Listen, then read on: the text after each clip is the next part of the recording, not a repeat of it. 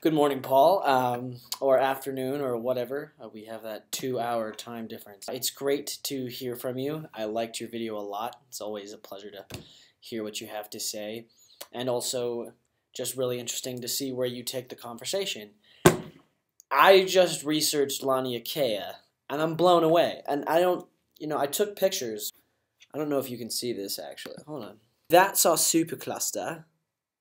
And we are this tiny little dot. Blows my mind. Our supercluster is in black. And then there's this other red cluster right here. It's called, hold on, what's it called? Perseus Pisces, which is just like an awesome, earth-shattering name. These galaxies are just basically moving according to the flow of gravity and something else, this great attractor, which is just mind-boggling.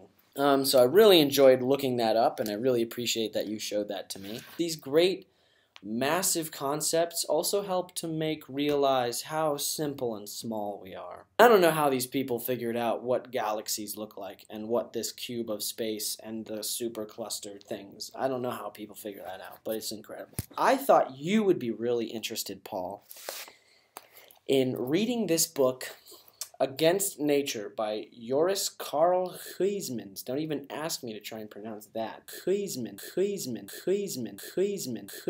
I started to read it when I was preparing for the role of Gaev in Cherry Orchard in college. Oscar Wilde regarded this book as the Bible and his bedside book. It was to him one of the best he has ever seen. It was reviewed everywhere as the guidebook of Huysmans, the guidebook of decadence.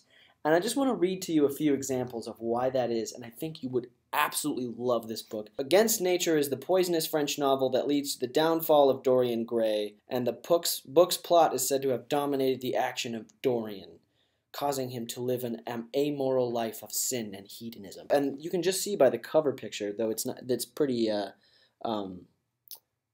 pixelated. Huysmans. It's two guys like making out, but the main character in the book, his name is Desseentes.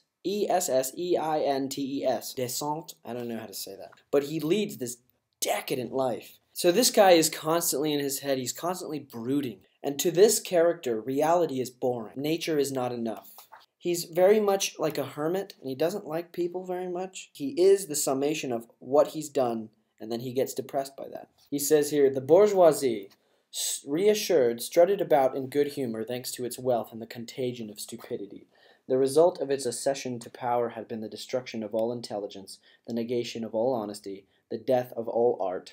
According to him, he says, there were two ways of fitting a bedroom. One could either make it a sense-stimulating alcove, a place for nocturnal delights, or a cell of solitude and repose, a retreat for thought, a sort of oratory. In a word, to have the cell of a Carthusian monk, which should possess the appearance of reality without in fact being so.